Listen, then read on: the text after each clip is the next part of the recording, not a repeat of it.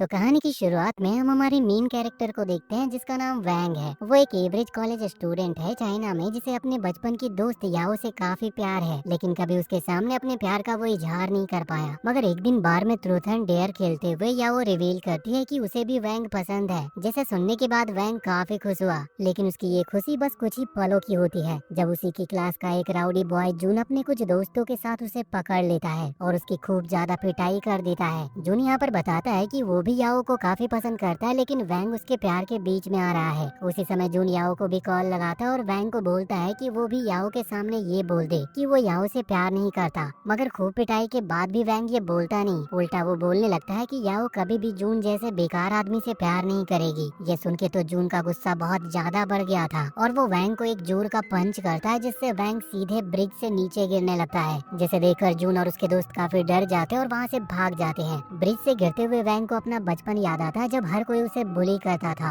और याओ अकेली और पहली लड़की थी जिसने वैंग को सपोर्ट किया था। लेकिन अब शायद उसकी मौत करीब थी, तो ये सब सोचने का अब कोई फायदा नहीं था। और जैसे ही वो अपनी मौत को स्वीकार करने वाला होता है कि तभी उसे लेक के अंदर जमीन पर एक चमकती हुई चीज नजर आती है। जैसे हाथ में लेते ही वो चीज और भी ज्यादा चमकने लगी थी और देखते ही देखते वैंग की बॉडी में एब्जॉर्ब हो जाती है। जैसे ही वो चीज वैंग की बॉडी में एब्जॉर्ब हो जाती है, वैंग खुद को एक अलग ही जगह पर पाता है जहाँ पे और कोई भी नहीं होता। शुरू में वैंग को लगता है कि वो मर चुका है, लेकिन कुछ ही देर में उसे समझ आता है कि वो किसी गेम के अंदर आ चुका है और जब तक वो कुछ समझ पाए तब तक वो एक दूसरी जगह टेलीपोर्ट हो जाता है। इस जगह वो हवा में उसी जगह पर था जहाँ से वो ब्रिज से नीचे गिरा था। वो देखता है कि याओ और उसके लोग रिवर में वैंग को खोज रहे हैं और इसके तुरंत बाद ही वैंग फिर से टेलीपोर्ट होकर अपने क्लास में पहुंच जाता है। गेम का सिस्टम उसे बताता है कि वैंग ने अब तक अपनी नई पावर का इस्तेमाल करना सीखा नहीं है, तो वो खड़ा होता है और थोड़ी दूर चलने पर सिस्टम उसे फिर बताता है कि कोई उसके नजदीक आ रहा है। जिससे बचने के लिए सिस्टम वैंग को उसके घर में टेलीपोर्ट करता है। अपने घर में आकर वो थोड़ा शावर लेकर रिलैक्स होता है कि तभी वैंग को याओ का कॉल आता है जो काफी डरी हुई थी और फिर वैंग उसे बताता है कि वो बिल्कुल ठीक है क्योंकि वो स्विम करके रिवर की दूसरी साइड आ गया था। इससे पहले कि याओ कुछ और पूछे, वैंग ये बोल के कॉल कट कर देता है कि उसे काफी नींद आ रही है और वो याओ से कल बात करेगा। वो कॉल कट करके अपने बेड पर लेटे लेटे सोचता है कि अगर वो याओ को सब कुछ बता भी दे फिर भी याओ उसकी बातों पर यकीन नहीं करेगी। वैंग ये फैसला करता है कि वो इस बारे में किसी को भी नहीं बताएगा। मगर तभी उसकी पावर फिर से एक्टिवेट होती है और फिर से खुद को एक क्यूब के अंदर वो पाता है। वो इस बार काफी शांत तरीके से सिस्टम से पूछता है कि वो क्या है। तभी सिस्टम उसे बताता है कि वो अब मास्टर है यूनिवर्स लेवल पावर का, जिन्हें मास्टर करके वो पूरे यूनिवर्स में कुछ भी कर सकता है। एक बार फिर वैंग कुछ समझ पाए तभी सिस्टम उसे टेलीपोर्ट करके उसकी रूफ टॉप पर पहुंचा देता है। वो थोड़ा घबरा जाता है, लेकिन फिर वो आराम से अभी रूफ टॉप पर ही बैठ जाता है और दोबारा सिस्टम से पूछता है कि उसके पास और कौन कौन सी पावर है और उन्हें मास्टर करने के लिए उसे क्या क्या करना पड़ेगा। तभी सिस्टम उसे बताता है कि उसकी सेकंड पावर है सिक्स्थ सेंस। इस पावर का यूज करके वो अपने आसपास के सभी चीजों का ऑरा देख और समझ सकता है। लेकिन अपनी पावर का ज्यादा इस्तेमाल करने से वैंग बुरी तरह से थक भी जाता है और वापस क्यूब वर्ल्ड में आ जाता है। उसे अपनी ये पावर अब समझ आने लगी थी, मगर तभी उसकी चेस्ट में जोरदार पेन होता है और वो वहीं पर बेहोश हो जाता है। अगले दिन वैंग अपने ही बेडरूम में होता है और वो क्यूब अब उसकी बॉडी से बाहर आ चुका था। वो तुरंत ही क्यूब से पूछता है कि उसे क्या हुआ था, जहाँ पे क्यूब बताता है कि पावर का ज्यादा इस्तेमाल करने की वजह से वैंग का स्टेमिना ओवर हो गया। वैंग बेड से उठता है और अपने कंप्यूटर की तरफ जाता है। वो इंटरनेट पर उस क्यूब और यूनिवर्स पावर के बारे में जानने के लिए ट्राई करता है, बट वहाँ उसे कोई इन्फॉर्मेशन नहीं मिलती। साथ ही साथ क्यूब भी उसके क्वेश्चन का जवाब नहीं देता। तभी उसे याओ का फिर से कॉल आता जो कि उससे मिलने के लिए एक्साइटेड थी और उसे मिलने के लिए वो इन्वाइट कर रही थी। तो वैंग भी खुशी से झूम उठता है, मगर उसकी खुशी अगले ही पल खत्म हो जाती है जब उसने जून और उसके आदमियों की मार याद आती है। वो खुद को काफी स्ट्रांग बनाना चाहता था, जिसके लिए वो क्यूब से पूछता है कि उसके पास अपनी पावर को और भी ज्यादा बढ़ाने का क्या तरीका है। जिस पे क्यूब उसे बताता है कि वो अपने लेवल को अपग्रेड करने के लिए उसे जेम्स और मिनरल की पावर को एब्जॉर्ब करना पड़ेगा। लेकिन क्योंकि बैंक के पास इतने एक्सपेंसिव जेम्स के लिए पैसे नहीं होते, तो वो सिस्टम से पूछता है कि क्या उसे नॉर्मल स्टोन की हेल्प मिल सकती है। तो सिस्टम उसे बताता है कि नॉर्मल स्टोन से बात नहीं बनेगी और देखते ही देखते सिस्टम उसके घर को स्कैन करना शुरू करता है। सिस्टम उसे बताता है कि उसके घर में रखी एक क्रिस्टल स्टैचू और उसकी मॉम की डायमंड रिंग से काम चल सकता है, मगर वैंग उन चीजों का इस्तेमाल करने से मना कर देता है। जिसके बाद सिस्टम उसके घर के बाहर थोड़ा स्कैन करता है और उसे बताता है कि उसके घर के बाहर एक ट्री के पीछे भी एक स्टोन है जो थोड़ा बहुत लेवल अप करने में मदद करेगा।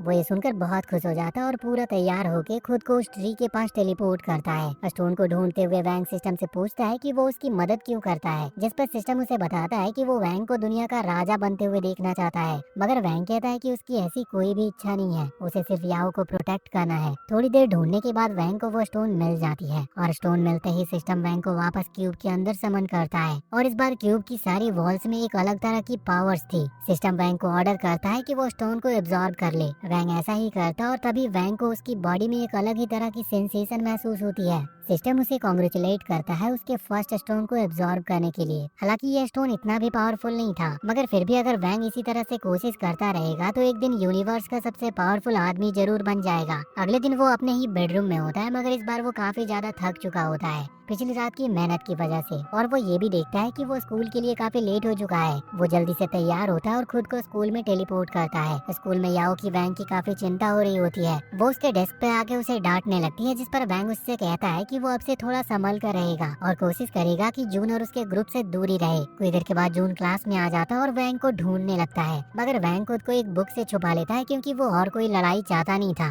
साथ ही वैंग सिस्टम से भी पूछता है कि अगर वैंग और जून के पूरे ग्रुप की लड़ाई होती है तो कौन जीतेगा। इस पर सिस्टम बताता है कि जून के पूरे ग्रुप का पावर लेवल 5 है और वैंग का अकेले का 22, इसीलिए वैंग आराम से जीत सकता है। दूसरी तरफ जून अभी भी वैंग को ढूंढ रहा होता है, मगर याओ जून से कहती है कि वो उसे और वैंग को अकेला क्यों नहीं छोड़ देता। इस सिचुएशन में जून खुद को याओ के सामने हीरो बनाने का ट्राई करता है और कहता है कि वैंग एक बहुत ही कमजोर और बुजदिल किस्म का लड़का है जो याओ के पीछे छुपा रहता है। इससे पहले कि याओ उसे जवाब दे, वैंग पीछे से आगे आता है और एक स्माइल के साथ याओ के शोल्डर पर हाथ रखते हुए उसे शांत होने को कहता है। वैंग को देखते ही जून उसका कॉलर पकड़ने के लिए हाथ आगे करता है, मगर वैंग उसका हाथ पकड़ लेता है और जोर से ट्विस्ट करने वाला होता है। जैसे ही दोनों के बीच फाइट होने ही वाली होती है, उसकी प्रोफेसर क्लास में आ जाती है और फाइट नहीं हो पाती। मगर जाते जाते जून वैंग को बास्केटबॉल मैच के लिए चैलेंज करता है, जिसे वैंग भी एक्सेप्ट कर चुका था। और क्लास खत्म होने के बाद वैंग बास्केटबॉल क्लब में पहुंचता है, जहां उसे ये समझ आता है कि ये कोई मैच नहीं है, बल्कि जून ने तो वैंग की पिटाई का पूरा इंतजाम कर रखा है। ये सब देखकर वैंग सिस्टम से अपने पावर लेवल और जून के लोगों का पावर लेवल को कंपेयर करने को बोलता है, जिस पर सिस्टम बताता है कि अगर ये सभी लोग एक साथ वैंग पे हमला करते हैं तो सिस्टम भी उसकी कोई हेल्प नहीं कर पाएगा। ये सुनकर पहले तो वैंग थोड़ा घबरा जाता है, लेकिन बाद में वो माइंड को यूज करते हुए जून को टॉन्ट मारते हुए कहता है कि उसमें इतनी हिम्मत नहीं कि वो अकेले अकेले मैच कर सके।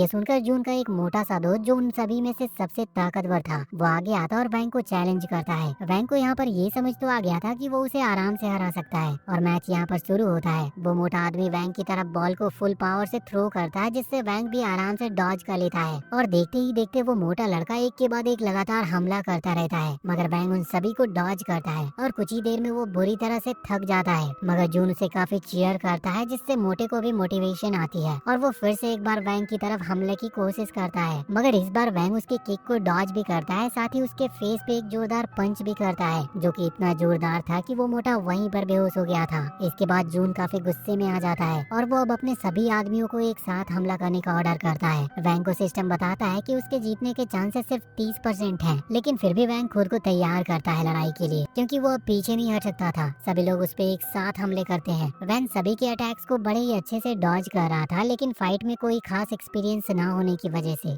वो उनके अच्छे खासे पंचेज और किक्स भी खा रहा होता है। जल्दी वैंग को समझ आ जाता है कि ऐसे तो वो फाइट से जीतने से रहा, इसीलिए वो कोशिश करता है कि वो उन सभी से एक एक करके फाइट करे। ऐसा करके वो जीत भी रहा होता है। एक लड़के को वो पैरों से पकड़ के गोल गोल घुमाने लगता है, जिससे काफी अच्छे खासे डैमेज वो दे पा रहा था। वो घूमते घूमते उस लड़के को भी जून के ऊपर फेंक देता है। जून जब तक खड़ा हो पाता, वो देखता है कि उसके सभी आदमियों को वैंग ने बड़े बुरी तरह से मार के अधमरा कर दिया है और वैंग की नजर अब जून की तरफ थी, जो उसे काफी डरावनी नजरों से देख रहा था। जून वैंग को अपनी तरफ आने से मना करता और वो काफी चीखता चिल्लाता भी है, मगर वैंग उसकी तरफ आता ही रहता है। तभी सिस्टम वैंग को वार्न करता है कि वो आगे ना जाए, क्योंकि उसने आज के लिए अपनी पावर का यूज काफी कर लिया है। वैंग ये सुनकर रुक जाता है, मगर तभी लाइट ऑन हो जाती है। वैंग और जून देखते हैं कि वहाँ एक दूसरी गैंग भी आ चुकी है, जो कि जून की अपोजिट टीम गैंग है, जिसका टीम लीडर हुआन है। यहाँ पर हुआन जून को ताना मारता है कि वो खुद को बड़ा ताकतवर समझ समझता है, लेकिन वो और उसकी पूरी टीम मिलके भी एक अकेले लड़के को कुछ नहीं कर पाए। ये सब सुनकर जून को गुस्सा तो काफी आता है, लेकिन शर्म के मारे वो उनसे कुछ बोलने की हालत में नहीं था। तभी वैंग उन दोनों की कन्वर्सेशन के बीच में आता है और कहता है कि इस वक्त हुआन और उसकी गैंग अगर अपनी जान की फिक्र करते हैं तो चुपचाप यहाँ से चले जाए, क्योंकि वैंग काफी गुस्से में है और कहीं वो फ्लो में आके हुआन की गैंग का भी वही हाल ना कर दे जो बाकियों का किया है। ये वार्निंग सुनते ही हुआन की गैंग काफी गुस्से में आ जाती है और एकदम से ही वैंग पर हमला करने का ट्राई करती है। सिस्टम बार बार वैंग को वार्निंग देता है कि अब वो फालतू के पंगे ना ले, क्योंकि अब उसके पास ज्यादा एनर्जी बची नहीं है। वैंग को भी लगता है कि वो बिना अपनी पावर का यूज किए सिर्फ स्ट्रेंथ के बल पे तो जीतने से रहा, इसीलिए वो फटाफट अपनी टेलीपोर्टेशन पावर का यूज करके पावर सप्लाई की तरफ जाता है और मेन सप्लाई को ऑफ कर देता है। हुआन के मेंबर को अंधेरे में लड़ाई का कोई एक्सपीरियंस नहीं होता, जिसका फायदा वैंग उठाता है, क्योंकि उसे अपनी सिक्स्थ सेंस का यूज करके सभी का ऑरा फॉर्म दिखाई देता है। वो एक एक करके हुआन की भी पूरी गैंग को धो डालता है। सबको हराने के बाद वैंग लाइट ऑन करता है और जून देखता है कि हुआन की भी पूरी गैंग साफ हो चुकी है। वैंग जून को फिर से घूरता है, लेकिन इससे पहले कि वो जून पे अपने हाथ साफ करे, कोर्ट में स्कूल के प्रिंसिपल और कुछ स्टाफ मेंबर के आने की आवाज आती है, जिसे सुनकर वैंग खुद के ऊपर काबू लाता है। तभी वैंग के माइंड में एक प्लान आता है। दूसरी तरफ से स्टाफ मेंबर गेट को ओपन करते हैं तो वो ये देखते हैं कि जून ने वैंग का कॉलर पकड़ रखा है और वैंग को काफी चोट लगी है। ये सब देखने से उन्हें ऐसा लगता है जैसे जून ही वहाँ सबकी पिटाई की हो और वो वैंग को भी पीट रहा हो। स्टाफ मेंबर जून को वैंग से अलग करते हैं और जून भी स्टाफ मेंबर से माफी मांगता है कि उसने ही सबकी पिटाई की है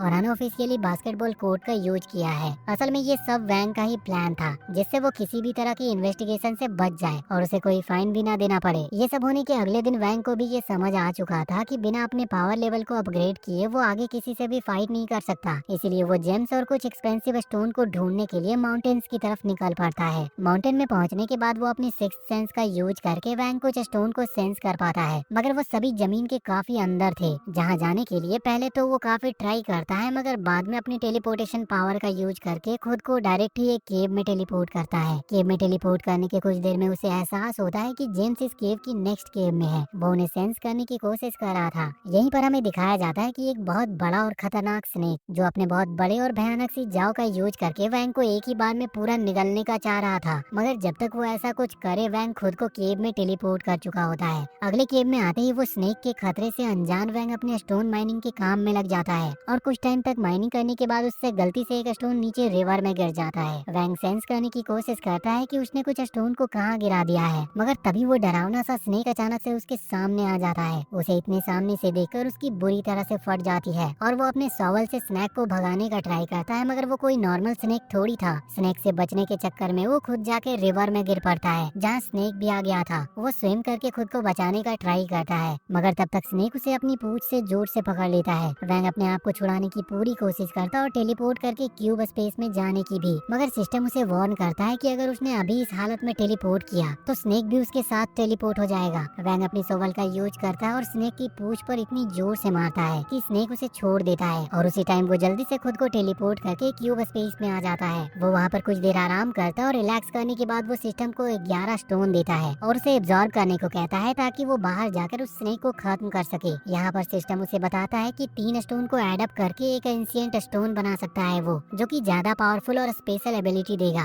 वैंग को उसका ये आइडिया अच्छा लगता है, लेकिन ये सुन के उसे गुस्सा भी आता है कि ये पूरा प्रोसेस होने में 5 दिन का टाइम लगेगा। वो फिर से डिसाइड करता है कि 11 में से 9 स्टोन को वो एड अप करेगा और बाकी के 2 स्टोन्स को वो अभी के अभी एब्जॉर्ब करेगा, ताकि बाहर जाके उस स्नेक को उसकी औकात दिखा सके। सिस्टम ऐसा ही करता है और वैंग स्नेक के सामने टेलीपोर्ट होता है, जहाँ पर एक भयानक फाइट के बाद वो स्नेक को बड़े आराम से मौत की नींद सुला देता है। जिसके बाद वो उस स्टोन को ढूंढता है जो उसने गलती से रिवर में गिरा दिया था। थोड़ी देर ढूंढने के बाद वैंग को जब वो स्टोन मिलता है तो वो देखता है कि ये स्टोन वैसे तो नॉर्मल है, मगर उसमें एक अलग तरह की चमक थी। ये देखकर उसे एक बहुत ही बढ़िया सा आइडिया आता है। अपनी माइनिंग कंप्लीट करने के बाद वैंग वहाँ से निकल पड़ता है, जहाँ पर जून और हुआन दोनों ही वैंग से हार के काफी शर्मिंदा होते हैं और आपस में वैंग से रिवेंज लेने का प्लान बनाते हैं। तभी हुआन जून से कहता है कि हमें कोई बहुत ही बड़े गैंगस्टर की हेल्प चाहिए जो हमारा काम कर सके, जिसके लिए हुआन लाओ नाम के आदमी को सजेस्ट करता है। ये नाम अंडरवर्ल्ड में काफी फेमस है, इसीलिए जून काफी डरी डरी आवाज में कहता है कि लाओ जैसे एक फेमस आदमी उनका काम क्यों करेगा। जिसपे हुआन उसे रिवील करके बताता है कि लाओ कोई दिनों से याओ नाम की लड़की को ढूंढ रहा है, तो अगर वो उसे याओ का पता बता देता है तो शायद वो उनकी हेल्प वो जरूर करेगा। वहीं इधर वैंग याओ के साथ अपनी पहली डेट में आया था, जिसे वो लोग काफी अच्छे से सेलिब्रेट कर रहे थे। पूरा दिन एंजॉय करने के बाद डिनर करते हुए वैंग याओ को प्रेजेंट के तौर पर वो जेम स्टोन देता है जिसे उसने माइनिंग से निकाला था। याओ भी इस स्टोन को देखकर काफी खुश होती है और वैंग से प्रॉमिस करती है कि वो उसे हमेशा अपने पास रखेगी, एक लॉकेट के रूप में। अगले दिन वैंग याओ का बस स्टॉप पर वेट कर रहा था ताकि वो साथ में स्कूल जा सके, मगर 1-2 घंटे तक वेट करने पे जब वो नहीं आती तो वैंग काफी टेंशन में आ जाता है। तभी वो कुछ लोगों को बात करते हुए सुनता है कि पास की एक सोसाइटी में एक लड़की का किडनैप हो चुका है और वैंग को भी याद आता है कि ये तो वही सोसाइटी है जहाँ पर वो रहती है और वो भागते हुए याओ के घर की ओर निकल पड़ता है। याओ के घर के नीचे वो देखता है कि उसकी मॉम रोते हुए पुलिस ऑफिसर को कुछ बता रही होती है, जो कि ये था कि उनकी बेटी को किसी ने किडनैप कर लिया है और एविडेंस के तौर पे उसके रूम में एक डॉल है जिसपे काफी ब्लड है। वैंग वहाँ की पूरी सिचुएशन काफी अच्छे से समझता है और जून को भी वहाँ पर देखता है जो काफी गुस्से में है और शायद उसे इस किडनैपिंग के बारे में कुछ तो पता है। तो वो जून को वहीं रास्ते में रोक कर पूछताछ शुरू करता है, जहाँ पे जून को थोड़ा डराने धमकाने के बाद उसे कुछ इन्फॉर्मेशन मिलती है। दूसरी तरफ हम एक बंद पड़ी पुरानी से बिल्डिंग में लाओ को देखते हैं जिसने याओ को किडनैप कर लिया था और हुआन को गोल्फ स्टैंड की तरह यूज करके उसकी जम की पिटाई भी कर रहा था। इसके बाद लाओ याओ की तरफ मुड़ता है और कहता है कि अब जबकि उसने सब देख लिया है कि उसका गुस्सा कैसा है, तो वो साफ साफ लाओ के सारे क्वेश्चंस का सही जवाब दे दे। वो उसे एक आदमी की फोटो दिखाता है जिसका नाम जिन है, लेकिन याओ उसे पहचानने से पूरी तरह से इनकार कर देती है। लाओ गुस्से में उसे बताता है कि जिन ने आज से काफी साल पहले याओ के चक्कर में ही पूरी माफिया इंडस्ट्री से पंगा ले लिया था और याओ को मालूम भी नहीं कि वो कौन है। ऐसा कैसे हो सकता है? लाओ के लाख बार पूछने पर भी जब याओ कुछ भी नहीं बोलती तो लाओ उसे मारने के लिए हाथ उठाता है, लेकिन उसका बटलर उसे रोक देता है। साथ ही वो लाओ को सजेस्ट करता है कि अगर उन्हें जिन चाहिए तो उन्हें याओ को सही सलामत रखना होगा।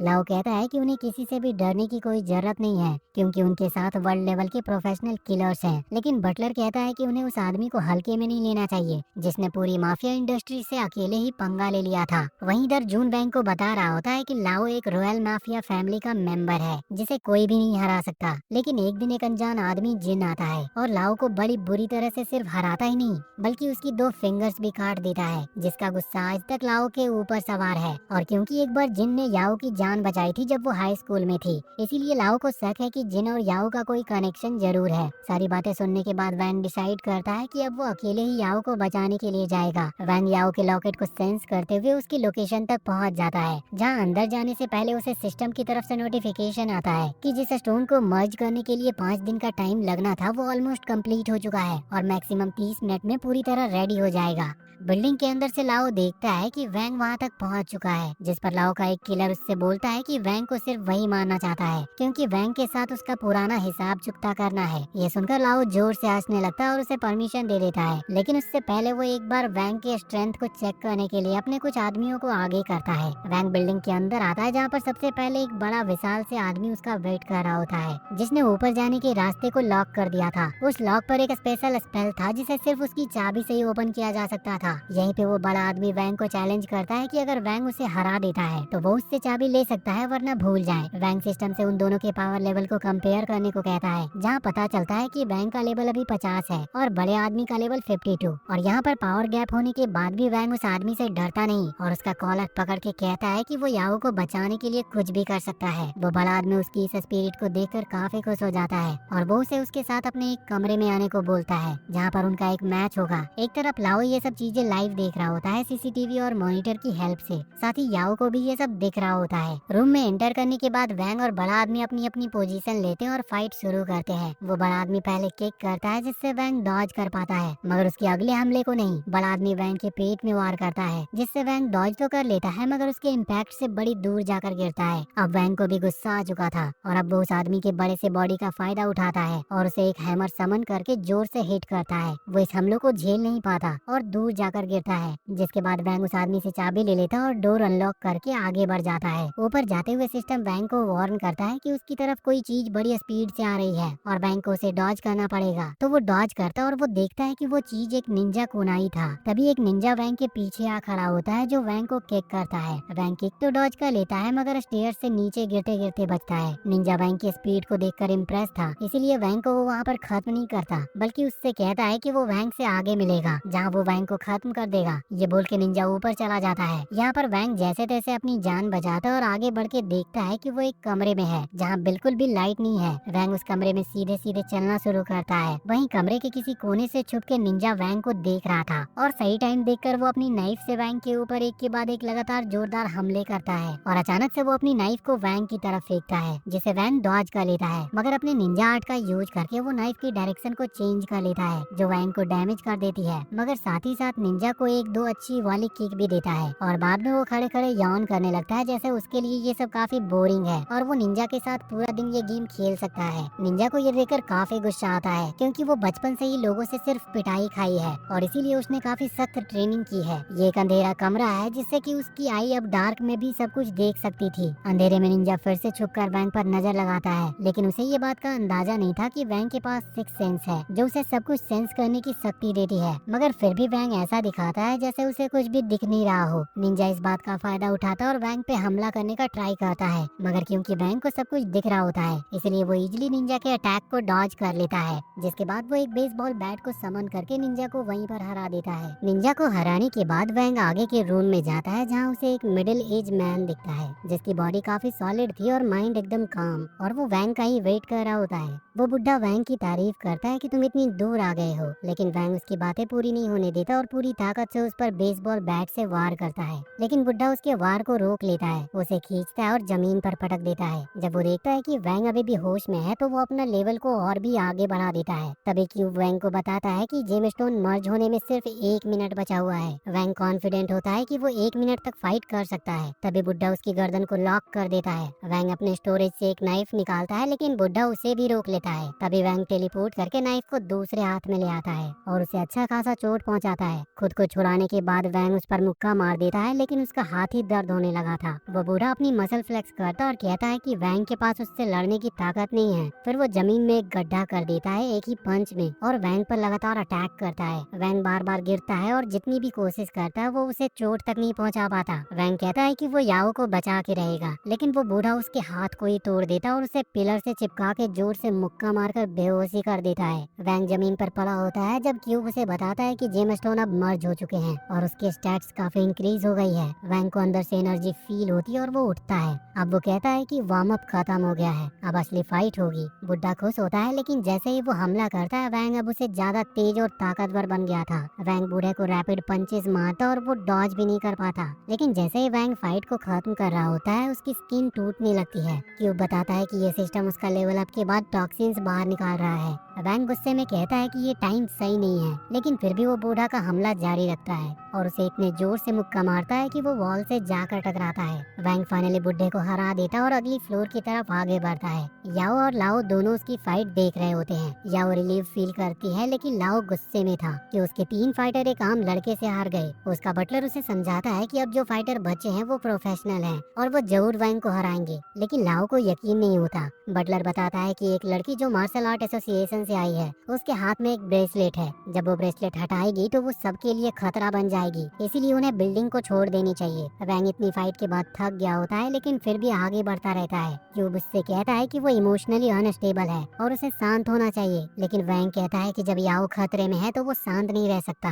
वो टॉप फ्लोर पर पहुंचता है जहाँ पर उसके सामने 2 मार्शल आर्टिस्ट खड़े होते हैं। एक लड़की जिसका नाम कोई होता है और उसका पार्टनर स्टोन। कोई बड़ा ही खुश मिजाज अंदाज में वैंग का वेलकम करती है। उसके हाथ में एक स्पेशल थर्मोमीटर होता है जिससे वो वैंग के हार्ट पे पॉइंट करती है। डिवाइस दिखाता है कि वैंग के पास कोई सुपर नेचुरल एबिलिटी नहीं है। स्टोन दो उसका एनालिसिस करता है और कहता है कि वैंग कोई स्पेल पावर भी नहीं जानता, शायद वो बॉडी रिफाइनिंग जैसा कोई टेक्निक यूज करता है। कोई एक्साइटेड हो जाती है और वैंग के हाथ को पकड़ लेती है। सोचती है कि अगर उसका पावर एब्जॉर्ब कर ले तो वो और भी ज्यादा स्ट्रांग हो जाएगी। वो वैंग को पंच करती है मजाक ही में, लेकिन वैंग गुस्से में उसे पंच कर देता है और उस लड़की को पेन में मजा आता था। वो एक प्रॉपर मैसोचिस्ट होती है। वो वैंग के पंच से उसके एनर्जी को एब्जॉर्ब करती है और ब्लश करने लगती है। वो खुद ही वैंग पर अटैक करती है और उसे चैलेंज करती है ताकि वो सीरियस हो जाए। जब वैंग उसे पूरी ताकत से पंच करता है तो कोई भी ज्यादा एक्साइटेड हो जाती है और कहती है कि और जोर से मारो। स्टोन उसकी मेंटल स्टेट को देखकर थोड़ा परेशान था। कोई यहाँ पर फिर से वैंग पर और भी ज्यादा एग्रेसिव अटैक करती है। क्लॉज निकालकर उसके ब्लड से उसका एनर्जी एब्जॉर्ब करती है, लेकिन जब वो अपना डार्क एनर्जी अनलीज करती है तो स्टोन उसे रोकता है और प्रेशर पॉइंट पर नीडल चुभाकर उसे अनकॉन्शियस कर देता है। वैंग यहाँ पर हैरान था ये सब देखकर, लेकिन उसे लगता है कि अभी भागना सही रहेगा। जैसे ही वो वहाँ से भागने की कोशिश करता है तो स्टोन उस पर विंड ब्लास्ट चला देता है। फिर भी वैंग फाइट करने का सोचता है, लेकिन जब कोई बेहोश हालत में चिल्लाने लगती है तो स्टोन फाइट छोड़ देता और उसकी केयर करता है। वो वैंग से कहता है कि वो याओ को बचा ले। तो वैंग कहता है कि क्या वो हार मान गया, लेकिन स्टोन कहता है कि वो ऑफिशियली डिफीट एक्सेप्ट नहीं कर सकता क्योंकि उसकी ऑर्गेनाइजेशन उसे मार देगी। वैंग उसे प्रेशर में डालने के लिए कहता है कि अगर फाइट ओवर नहीं है तो वो मानेगा नहीं। स्टोन अब यहाँ पर एक कॉइन निकालता है जो उसकी ऑर्गेनाइजेशन का सिंबल था और उस पे अपने ब्लड की कसम लेता है कि वो वैंग पर पीठ पीछे कभी हमला नहीं करेगा। वैंग उसकी इस कसम का रिकॉर्ड करता है और कॉइन ले लेता है, फिर थोड़ा मजाक उड़ाता है और आगे बढ़ जाता है। आगे स्टोन अपने तीसरे टीममेट को कांटेक्ट करता है, लेकिन उस लड़की पर कोई पीठ पीछे से हमला कर देता है। तभी लाओ का लास्ट असैसिन मुसीन सीन में आता है। लाओ परेशान हो जाता है और सोचता है कि जरूर जिन ने ही सबको हरा दिया होगा, लेकिन मुसीन अभी भी सिर्फ वैंग में ही इंटरेस्टेड था। ये सुनते ही लाओ बिल्कुल फ्लिप कर जाता है। वो मुसीन को कहता है कि अगर वो वैंग को पहले खत्म करे तो वो उसके ऊपर पेमेंट को ट्रिपल कर देगा, लेकिन मुसीन को पैसों से खरीदने वाली बात पसंद नहीं आती। उसका पपेट एक फ्लाइंग स्लैश लाओ की तरफ भेजता है, लेकिन बटलर उसे रोक लेता है और लाओ को बोलता है कि अब सब कुछ उसके हाथ से बाहर हो चुका है। दूसरी तरफ वैंग याओ को ढूंढने में लगा हुआ था। वो दरवाजा तोड़कर ऊपर वाले फ्लोर पे जाता है। उसे याद आता है कि क्यूब ने बिल्डिंग में 7 एनिमीज डिटेक्ट किए थे और अब सिर्फ 2 बचे हैं। वो और भी चौकन्ना हो जाता है कि कहीं वो बिना तैयारी के किसी से न भिड़ जाए। यहाँ तक कि चूहे के भागने की आवाज भी उसे डरा देती है। क्यूब बताता है कि एक ओपोनेंट गायब हो गया है और अब सिर्फ एक ही बचा है। तभी वैंग को महसूस होता है कि कोई उसे देख रहा है। जब वो घूमता है तो देखता है कि मुसीन और उसका पपेट सैन उसे हाई ग्राउंड से देख रहे हैं। क्यूब बताता है कि उनका कॉम्बाइंड कॉम्बैट लेवल 7 है। वैंग हैरान होता है क्योंकि उन दोनों से काफी डार्क ऑरा निकल रहा था। क्यूब उसे वार्न करता है कि पपेट के अंदर एक एडवांस डिवाइस है, लेकिन उसके अलावा कुछ खास नहीं है उसके पास। मुसीन वैंग को कहता है कि उसे कमजोर समझने की गलती ना करे। वो अपनी पावर को अनलीज करता है और एक स्पिनिंग किक से वैंग को उड़ा देता है। वैंग यहाँ पर कुछ समझने की कोशिश कर रहा होता है, तब तक मुसीन उसकी तरफ आता है और अपनी स्पिरिचुअल एनर्जी को एक ब्लास्ट में बदल देता है। मुसीन कहता है कि वो और वैंग एक दूसरे के उल्टे हैं। वैंग सिर्फ स्ट्रेंथ पे डिपेंड करता है, जबकि मुसीन के पास सिर्फ टेक्निक है। वैंग को कुछ खाली बियर बॉटल्स मिलती हैं और वो उन्हें मुसीन पर फेंकता है, लेकिन मुसीन अपने तलिस्मान से उन्हें काट देता है। और इसी बीच वैंग उस पर लगातार हमला करता है, लेकिन मुसीन इजीली डॉज कर रहा था और फिर से एक किक मार देता है। वैंग लगातार अटैक करता है, लेकिन मुसीन ज्यादा स्किल्ड था उससे और वो उसे पीछे धकेल देता है। तब वैंग उसकी आंखों में धूल झोंक देता है और सुपर स्पीड से डॉज करता है। मुसीन किसी तरह बच जाता है, लेकिन उसकी शर्ट से एक छोटी बॉटल गिरती है और वैंग उसे ब्रेक होने का मौका नहीं देता। मुसीन पार करके भागने की कोशिश करता है, लेकिन वैंग उसके पीछे पीछे पंच और किक मारता है। मुसीन की आंखों की बोतल भी टूट जाती है, लेकिन मुसीन वापस अपने फ्लो में आता है। वैंग के सीने पे वो स्पेल चिपकाता और उसे दूर फेंक देता है। अब मुसीन अटैक मोड में आता है और वो वैंग को एक वॉल के पार फेंकता है और अपने पपेट को उसके पीछे भेजता है। वैंग पूरी तरह से हैरान था क्योंकि पपेट फ्लैश की तरह तेज चलता है और वो स्पिरिट एनर्जी बुलेट से उसके ऊपर फायर भी करता है। वैंग कुछ हिट्स लेता है, लेकिन जल्दी कंट्रोल कर लेता है। वो बुलेट्स को भी डॉज करता है और फिर वो सीधा ही पपेट की तरफ डैश करता है और उसे फुल स्ट्रेंथ से पंच करता है। लेकिन उसका ध्यान जब पपेट पे होता है तो मुसीन पीछे से आकर उससे सुपरमैन पंच मारने की कोशिश करता है। वैंग तैयार होता है और दोनों एक दूसरे को हिट करते हैं। डस्ट के सेटल होने के बाद वैंग वहाँ पर 360 डिग्री में खून थूकता है। मुसीन हंस रहा होता है, लेकिन देखता है कि वैंग ने उसके बाल पकड़ लिए हैं। मुसीन पैनिक कर जाता है और वो बहुत जोर से चीखता है क्योंकि वो अपने बालों पर बहुत ध्यान देता था। अब वैंग थोड़ा टर्न लेता है, थोड़ा पर भी होने का। मुसीन थप्पड़ मारने की कोशिश करता है, लेकिन खुद ही हर्ट हो जाता है। वैंग उसकी हाथ पे थूकता है और उसे जोर से थप्पड़ मार देता है, लेकिन कॉन्फिडेंस सिर्फ कुछ ही पल टिकता है क्योंकि उसे लगता है कि मुसीन एक नॉर्मल ह्यूमन के स्ट्रेंथ का ही था और उसका पंच अब तक उसे उड़ा चुका होता। मुसीन फिर भी जिंदा होता है। स्पेल टूट जाती है, लेकिन वो उठ जाता है। उसके बाल सफेद हो जाते हैं और उसके बॉडी से और भी ज्यादा डार्क ऑरा निकलता है। मुसीन अपनी पूरी पावर अनलीज करता है और वैंग कुछ समझ भी नहीं पाता और मुसीन सुपर स्पीड से आके वैंग को अटैक करता है। अपने स्पेल्स चिपका के उसे बिल्डिंग के बाहर फेंक देता है। पपेट से उस पर दोबारा फायर होती है। वैंग बुलेट को डॉज करता है और पपेट को पकड़ता है, लेकिन मुसीन उसे स्पिरिचुअल स्ट्रिंग से लपेट के बिल्डिंग के चक्कर में घुमाता है और वहीं की वॉल पे दे मारता है। वैंग उठने की कोशिश करता है, लेकिन मुसीन का स्पेल उसके हाथ को इतना हैवी कर देता है कि वो उठ भी नहीं पाता। फिर वो एक स्पेशल स्पेल से वैंग को बेहोश करता है। अब यहाँ पर मुसीन सोचता है कि वो जीत गया, लेकिन जब धुआं हटता है तो वो देखता है कि वैंग ने उसके अटैक को एक शॉवेल से ब्लॉक किया था। मुसीन पपेट से अल्टीमेट अटैक को भेजता है, लेकिन वैंग रेडी था। वो पूरी एनर्जी से टेलीपोर्ट करता और शॉवेल से पपेट को तोड़ देता है। मुसीन यहाँ पर पूरा हैरान होता है। वैंग उसके पपेट की स्ट्रिंग को पकड़ता है तो मुसीन सोचता है कि स्पेल की वजह से वैंग रुक गया होगा, लेकिन ये गलत था। वैंग उसे खींच लेता और बेसबॉल की तरह खेलता है। फिर एक पावरफुल हिट देता है जो मुसीन को वॉल पे दे मारता है। स्ट्रिंग टूट जाती है और मुसीन नॉर्मल फॉर्म में लौट के बेहोश हो जाता है और उसका स्पेल भी गायब हो जाता है और वैंग लड़खड़ाते हुए याओ को ढूंढने चलता है। मुसीन का पपेट बीप करने लगता है और अचानक मुसीन स्पेल से हवा में आ जाता है। वो कहता है कि वैंग जीत गया हो तो क्या हुआ,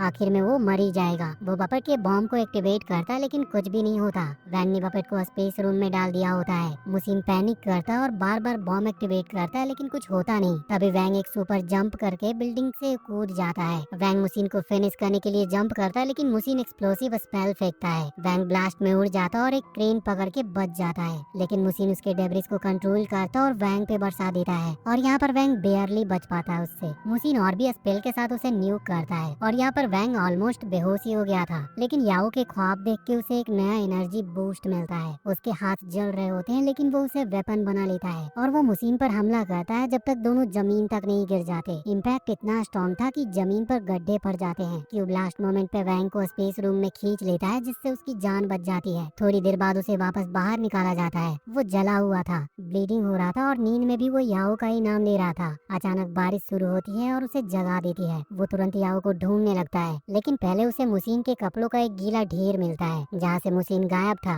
वैंग को फर्क नहीं पड़ता और वो बिल्डिंग में लौटता है और एक कॉर्नर में लाओ के चमचे हुआन को रोता हुआ देखता है। गुस्से में उससे पूछता है कि याओ कहाँ पर है, तो वो एक कमरे की तरफ इशारा करता है। वैंग देखता है कि याओ बिल्कुल ठीक है। जब वो उसे बंधक से खोलता है तो याओ कहती है कि कुर्सी के नीचे बॉम्ब लगा है, अगर वो उठी तो ब्लास्ट हो जाएगा। याओ उससे कहती है कि खुद को बचा ले, लेकिन वैंग कहता है कि वो आज और भी ब्लास्ट से बच चुका है। वो बॉम्ब को निकालता है लेकिन तभी लाओ बाहर से दरवाजा लॉक कर देता है। वो कहता है कि ये रूम मुसीन ने इंचेंट किया था और यहाँ से टेलीपोर्ट करना पॉसिबल नहीं है। लाओ हंस रहा होता है और अंदर उन दोनों के मरने का इंतजार करता है। यहाँ पर क्यूब कंफर्म करता है कि टेलीपोर्ट काम नहीं करेगा, लेकिन वो उसे वायर कट करने का सही ऑर्डर बता देता है। वैंग बॉम्ब के वायर को काट देता है ताकि वो तुरंत ना फटे और फिर उसे स्पेस रूम में फेंक देता है। सोचता है कि अब वो सब सेफ है। या उसे गले लगा लेती है और रोने लगती है और वैंग उसे यकीन दिलाता है कि अब वो सेफ है। लेकिन जैसे ही बॉम्ब का काउंटडाउन 0 तक पहुंचता है, स्पेस रूम के अंदर वैंग एकदम से ब्लैंक हो जाता है। उसे कुछ महसूस ही नहीं होता, वो बिल्कुल भी हिल नहीं पा रहा था। याओ पैनिक में उसे जगाने की कोशिश करती है, लेकिन वैंग को धीरे धीरे समझ आता है कि बॉम्ब ने पपेट के अंदर जो पावरफुल जेम स्टोन था उसे भी एक्टिवेट कर दिया, जिससे स्पेस रूम में एक छेद हो गया था। अब यहाँ पर वैंग बड़ी बुरी तरह से इंजर्ड हो चुका है। लाओ को गुस्सा आ रहा होता है क्योंकि उसका बॉम्ब काम नहीं करता जैसा सोचा था, तो वो खुद ही एक्शन लेने का डिसाइड करता है। वो रूम में घुसकर याओ को मारने ही जा रहा होता है, लेकिन तभी उसका बटलर आता है और बताता है कि जिन नाम का बंदा आ गया है और उन्हें तुरंत निकलना चाहिए। लाओ और उसका बटलर वहाँ से भाग जाते हैं, जबकि जिन कंक्रीट में से सीधा फेस करके रूफ टॉप पे लैंड करता है। याओ बेहोश होके वैंग के ऊपर गिर जाती है और वैंग वहाँ पर उठता है और सोचता है कि क्या अभी भी उसके पास उसे हॉस्पिटल ले जाने का वक्त है। तभी जिन रूम में आता है और कहता है कि हॉस्पिटल उसे नहीं बचा पाएगा, लेकिन वो कर सकता है। जिन याओ को टेलीपोर्ट करके ले जाता है। यहाँ पर वैंग चीखता है उसे रोकने के लिए, लेकिन जिन बोलता है कि तू अपने आप को भी प्रोटेक्ट नहीं कर सकता। फिर वो विंडो से जंप कर जाता है। वैंग चीखता रहता है याओ का नाम लेकर, लेकिन सिर्फ जिन के डोमेन एक्सपेंशन का एक ग्लिम्स दिखाई देता है। जिन कहता है कि वैंग को कुछ भी नहीं पता याओ के बारे में और इस सुपर ह्यूमन दुनिया के बारे में, लेकिन उसे सब पता है और वो ये सब खत्म करेगा। वैंग पूरी तरह से टूट जाता है। याओ को खोना उसके लिए बहुत बड़ा झटका था। वो चुपचाप से याओ के दुखी पेरेंट्स को दूर से देखता है और अपने आप से नफरत करता है कि वो अपनी लड़की को भी नहीं बचा पाया। उसके पास कोई आइडिया नहीं होता कि याओ को ढूंढना कहाँ से शुरू करे। तभी एक कार उसके पास आकर रुकती है और उससे एक लेडी उसका नाम लेकर बुलाती है। जब वैंग रिएक्ट नहीं करता तो वो कहती है कि उसे पता है लाओ कहाँ पर है। ये सुनकर वैंग तुरंत उसकी तरफ मुड़ जाता और पूछता है, तो वो लेडी कहती है कि अगर वो बात करना चाहता है तो उसके साथ चले। वो उसे एक कैफे में लेकर जाती है और कॉफी पीती है, जबकि वैंग उसे घूरते हुए सिर्फ एक ही सवाल करता है कि लाओ कहाँ पर है। वो लेडी कहती है कि पहले उसके कुछ सवालों का जवाब दो। तुम्हें क्या लगता है कि सुपर ह्यूमन और कल्टीवेटर और वो लोग जो इंसानों से ज्यादा पावरफुल हैं, सोसाइटी से वो छुपे कैसे रहते हैं? वैंग कहता है कि शायद वो अच्छे से डिस्गाइज कर लेते हैं, लेकिन वो लेडी हंस के बोलती है कि तुम बहुत ही भोले हो। वो कहती है कि कुछ लोग होते हैं जो सुपर ह्यूमन के मेस को संभालते हैं। वैंग इंटरेस्टेड नहीं दिख रहा था, लेकिन वो लेडी कहती है कि कम से कम प्रिटेंड तो करो कि तुम्हें परवाह है, क्योंकि एक मैं ही हूँ जो तुम्हें अब तक जिंदा रखे हुए थी। तभी वैंग कॉफी का एक सिप लेता है और स्मोक करता है। वो कहता है कि तुम्हारे टेबल के पीछे जो 3 बंदे हैं जो मुझे किसी भी वक्त गोली मारने को रेडी हैं, क्या वो भी तुम्हारे प्रोटेक्शन सर्विस का पार्ट है? तीनों बंदे चौंक जाते हैं और वो लेडी भी सरप्राइज होती है। वो अपने गन की तरफ हाथ बढ़ाती है, लेकिन वैंग शांत रहता है। वो कहता है कि अगर तुम लोग फाइट नहीं चाहते तो बात को पीसफुली कर सकते हो।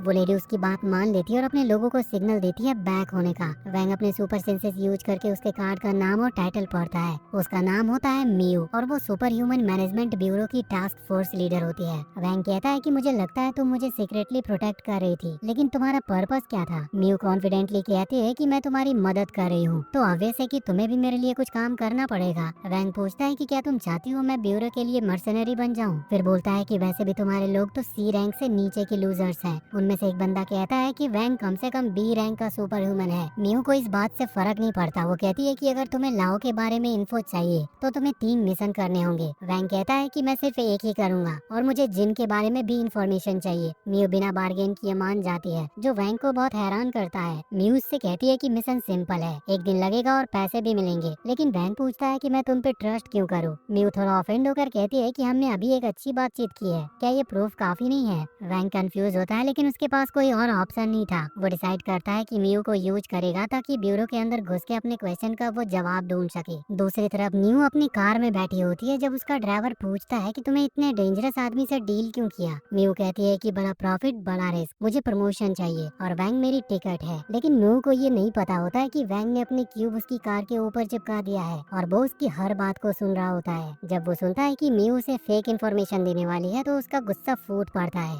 वैंग को ये सुनकर बहुत गुस्सा आता है और वो डिसाइड करता है कि वो मियू को दिखाएगा कि असली बेवकूफ कौन है। अगले दिन वैंग एक लोकेशन पर जाता है जो मियू ने उसे दी थी उसके असाइनमेंट के लिए। जिससे पहले कि वो किसी मिशन पे जाए, वो एक जंगल के बीच में एक पॉस मैंसन पाता है जहाँ और भी कई सारे फाइटर्स आए होते हैं असेसमेंट के लिए। वैंग सोचता है कि ये सब क्या सीन है। तभी एक आदमी माइक उठाता और असेसमेंट शुरू करता है। वो बताता है कि सबको यहाँ इसीलिए बुलाया गया है ताकि एक क्लाइंट के बॉडीगार्ड बन सके। वो कहता है कि बॉडीगार्ड को अलर्ट, रिस्पॉन्सिव और स्ट्रॉन्ग होना चाहिए, इसीलिए उन्हें इन्हीं चीजों पे टेस्ट किया जाएगा। फिर वो एक डोर खोलता है जो सब पार्टिसिपेंट को एक इन हाउस कैसीनो में ले आता है। हर एक को 5 चिप्स मिलते हैं और होस्ट बोलता है कि वो कोई भी गेम खेल सकते हैं। क्वालिफिकेशन के लिए 10 चिप्स जमा करने होंगे, लेकिन फाइटिंग और स्टीलिंग अलाउड नहीं है। लोग तुरंत ही कार्ड गेम्स खेलने लगते हैं ये सोच के कि मशीन रिग्ड होंगी, पर वो कार्ड गेम्स में भी हार जाते हैं। एक बंदा वैंग को बिना किसी रीजन के एडवाइस देने लगता है, लेकिन वैंग अनइंटरेस्टेड होता है उसकी बातों में और वहाँ से आगे बढ़ जाता है। फिर वो एक औरत को देखता है जो classic find the coin under the cups game खेल रही होती है। वो ट्राई करता है पर वही रैंडम बंदा फिर से उसके पीछे आ जाता है। वो बंदा कहता है कि दोस्ती करने की कोशिश कर रहा था, पर वैंग समझ जाता है कि वो उसे स्कैम कर रहा होता है। जब उसे ट्रिक्स काम नहीं करते तो वो वैंग को चैलेंज देता है, तो वैंग भी उसके चैलेंज को एक्सेप्ट करता है और अपने सारे चिप्स को दाव पे लगा देता है। गेम मास्टर कॉइन को कप के नीचे रखता है और कप को क्रेजी स्पीड से घुमाता है। स्कैम वाला बंदा लिफ्ट कप पे बेट लगाता है, लेकिन वैंग अपनी सुपर सेंस से पकड़ लेता है कि कॉइन एक्चुअली औरत के हाथों में है। जब वैंग उसे दोनों हाथ को दिखाने के लिए कहता है तो वो औरत एडमिट करती है कि कॉइन उसी के पास थी। वैंग जीत गया था और उसके चिप्स डबल हो जाते हैं। यहाँ पर बाकी के कंटेस्टेंट काफी कंफ्यूज हो जाते हैं। वो स्कैमर सोचता है कि टेबल में सीक्रेट कंपार्टमेंट था, लेकिन औरत बताती है कि टेबल रिग्ड नहीं है और उसके पास सिर्फ एक कॉइन था। वैंग स्मगली वहाँ से निकल जाता है। कुछ घंटों के और टेस्ट के बाद टोटल 5 लोग सेलेक्ट किए जाते हैं मिशन के लिए और ऑब्वियसली वैंग उनमें से एक होता है। मैनेजर सबको कांग्रेट्स बोलता है और क्लाइंट को इंट्रोड्यूस करता है। मिस्टर पियाओ एक मोटी हंसी वाला आदमी जैसे बक्स बनी के दांत वाला बंदा एंट्री लेता है। वो कहता है कि सबको प्राउड फील करना चाहिए कि उन्हें उसकी बॉडीगार्ड बनने का चांस मिला है। वो कहता है कि अगर कोई उसे इम्प्रेस करेगा तो रिवार्ड और बढ़ाया जाएगा। मैनेजर बताता है कि एडवांस 3 मिलियन युआन सबके अकाउंट्स में भेज दिया गया है। वैंग ये सुनकर हैरान रह जाता है क्योंकि उसके एजेंट मियू ने तो सिर्फ 50,000 युआन बोला था। वैंग रियलाइज करता है कि उसके साथ तो अल्टीमेट स्कैम हो गया है। उसके बाद सारे बॉडीगार्ड को डेस्टिनेशन पे ले जाया जाता है। वैंग को जो लड़की ड्राइव कर रही होती है वो बताती है कि उनका बॉस एक ऑक्शन को अटेंड करने जा रहा है जहाँ वो एक पुरानी मास्क खरीदना चाहता है। वैंग फाइल पढ़ रहा होता है तभी उसे एक स्ट्रेंज क्रिस्टल क्यूब दिखता है जिसे ऑब्सीडियन एसेंस कहा जाता है। ये नाम उसे याद आता है क्योंकि जब उसके साथ ब्लास्ट हुआ था तो उस क्यूब ने उसे ऑब्सीडियन कहा था। अब वो इस ऑक्शन में और भी इंटरेस्टेड हो गया था। पार्टी वेन्यू एक ह्यूज मैंसन में होती है। अंदर सब रिच लोग चिल कर रहे थे, लेकिन पार्टी का वाइब थोड़ा डार्क लग रहा था। तभी लाइट्स ऑन होती है और होस्ट अनाउंस करता है कि अब पार्टी की मस्ती शुरू होगी। पहला इवेंट एक गेम होता है। वो बटन प्रेस करता है और फ्लोर के नीचे एक बड़ा सा क्रोकोडाइल दिखाई देता है। होस्ट कहता है कि सेफ्टी उनकी प्रायोरिटी है और फ्लोर बुलेट प्रूफ ग्लास का बना है। फिर वो कहता है कि गोल्डन बेल क्रोकोडाइल के गले में से निकालना होगा और यहाँ पर सिर्फ मेली वेपन अलाउड है और अगर कोई बेल लाता है तो वो जीत जाता है। एक बंदा स्पीयर और शील्ड लेकर जाता है, लेकिन क्रोकोडाइल उसे तुरंत ही खा गया था। होस्ट बताता है कि ये नॉर्मल क्रोकोडाइल नहीं है बल्कि एक जेनेटिकली मॉडिफाइड बीस्ट है। अब रिवार्ड और भी बढ़ाया जाता है, लेकिन कोई वॉलंटियर नहीं करता। तब एक रिच गाय अपने बॉडीगार्ड को भेज देता है। वो बॉडीगार्ड क्रोकोडाइल से फाइट करता है और काफी अटैक करता है, लेकिन वैंग नोटिस करता है कि क्रोकोडाइल को ज्यादा फर्क नहीं पड़ रहा था। लास्ट में क्रोकोडाइल उसे टेल से ऐसा मारता है कि वो बंदा पेस्ट बन गया था। फिर वैंग के टीम की लड़की कुछ पियाओ के कान में बोलती है और पियाओ अनाउंस करता है कि अगर कोई जीतेगा तो वो डबल रिवॉर्ड देगा। ये सुनकर कुछ लोग एक्साइटेड हो जाते हैं। दोनों वॉलंटियर्स रेडी हो जाते हैं, लेकिन होस्ट कहता है कि पहले दोनों एक दूसरे से लड़ेंगे, विनर ही क्रोकोडाइल से लड़ेगा। वैंग को लगता है कि ये स्टुपिडिटी है। फाइट के बाद कोई क्रोकोडाइल कैसे हराएगा, लेकिन लोग कहते हैं कि वो गोल्ड पॉइजन को अंडर एस्टिमेट कर रहा है। फाइट शुरू होने से पहले गोल्ड पॉइजन सामने वाले बंदे को बाइट करके उसकी लाइफ फोर्स चूस लेता है। गोल्ड पॉइजन बिना किसी वेपन के क्रोकोडाइल के सामने जाता है और जब क्रोकोडाइल चार्ज करता है तो वो उसके सर पे जंप करके बैठ जाता है। सब यहाँ पर पूरी तरह से हैरान थे। फिर वो क्रोकोडाइल की हेड पे किस करता है और अगले ही मोमेंट क्रोकोडाइल का सर उड़ जाता है, जो देखकर सभी बहुत हैरान रह जाते हैं। होस्ट डिसअपॉइंटेड होता है लेकिन प्रेज भी करता है। Gold poison reward secretly deliver करवाने को बोलता है क्योंकि वो लो प्रोफाइल रहना चाहता था। तब एक रिच डच बैग होस्ट उससे पूछता है कि क्या ये सबसे बेस्ट था। होस्ट कहता है कि अभी तो पार्टी शुरू हुई है। क्रोकोडाइल का डेड बॉडी हटा दिया जाता है और अगला बीस्ट लाने की तैयारी होती है। होस्ट कहता है कि अगला बीस्ट उनका मास्टरपीस है जिसका नाम है टेऊ, एक क्रिएचर जिसमें कैट की एजिलिटी और बियर की स्ट्रेंथ दोनों है। वैंग के स्पाइन में चिल्स आने लगते हैं जैसे ही वो टेऊ को देखता है और इसी के साथ ये पार्ट यहीं पर एंड होता है। तो वीडियो अगर पसंद आई हो तो चैनल को सब्सक्राइब करके बेल आइकन जरूर दबा लें और कमेंट सेक्शन में हमें बताएं